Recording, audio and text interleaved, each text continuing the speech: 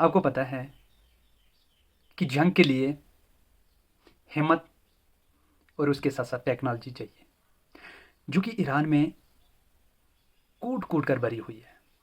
Iran ने जो hypersonics missile तैयार किया है, उसके सामने इसराइल क्या, अमेरिका क्या, कि पूरी दुनिया की टेक्नोलॉजी कुछ भी नहीं है, न ही उसका सामना कर सकती है।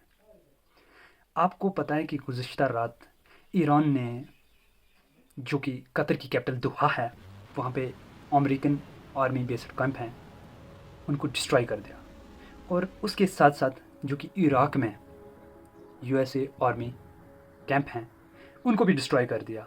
और उसके साथ साथ ये भी साबित कर दिया कि ईरान भी दुनिया की टॉप कंट्री में से एक है। दैट मीन्स कि वो भी एक न्यूक्लियर और आइटमिक कंट्री है। आपको पता है कि यानी कि गुज़िश्ता रात इवनिंग को ईरान के नायब वज़ीर ख़ारजा, जो कि रशिया में थे, और उसी टाइम ईरान ने जो 2 जगह यूएसए अमेरिकन कैंप्स हैं उनको निशाना बनाया, तो इससे साबित हो गया कि ईरान नहीं झुकने वाला। ईरान के सदर आयतुल्ला रुमानी का कहना है कि हम कभी नहीं झुकेंगे सामने, कभी नहीं। आपको पता है कि जितनी बड़ी बेइज्जती अमेरिका की हुई है, इतनी शायद दुनिया में किसी की नहीं। आपको पता है कि अगर गाँव की गली का कोई बदमाश हो, अगर उससे छोटा सा बच्चा भी थप्पड़ मार देना, तो उसकी बेइज्जती हो ही गई, वो अपना काम कर गया। सेम जो हालात हैं वो अमेरिका के साथ हुए हैं। और अमेरिका के सदर डोनाल्ड ट्रंप का कहना है कि इसराइल और ईरान जंग को रोक लें और सीज़ फायर पर आ जाए। अमेरिका खुद कह रहा है, अमेरिका खुद घुटने पर आ गया है, क्योंकि अमेरिका का दावा था कि हमने जो कि ईरान की 3 न्यूक्लियर एटमिक साइट हैं उनको डिस्ट्रॉय कर दिया है। बट ऐसा कुछ भी नहीं।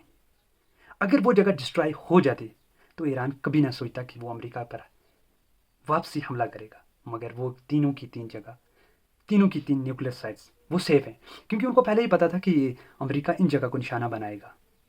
उन्होंने वो जो सारा का सारा आइटमिक सामान था वो दूसरी जगह शिफ्ट कर दिया था। क्या अब सवाल ये पैदा होता है कि क्या तीसरी आलमगीर जंग हो सकती है? हाँ, बिल्कुल हो सकती है। अगर रशिया और चाइना ईरान के साथ आ जाएं, तो तीसरी आलमगीर जंग ज़रूर हो सकती है। और पाकिस्तान का क्या रद्द-ए-अमल है इसमें? पाकिस्तान भी कहीं हद तक फंसा हुआ है।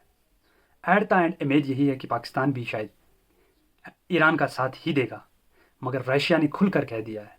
क्योंकि रशिया से इस वजह से पता चलता है कि रशिया क्यों खुलकर बोल रहा है, क्योंकि गुज़िश्ता रात जो कि ईरान के नायब वज़ीर ख़ारजा हैं वो रशिया में थे, और उसी शाम को ईरान ने अटैक कर दिया अमेरिका पर। और ये बात माननी होगी कि अमेरिका घुटने पे आ गया है।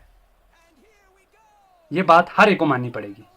चलो, अगला रद्द अमल क्या रहेगा ईरान का, कुछ टाइम के बाद पता चल जाएगा।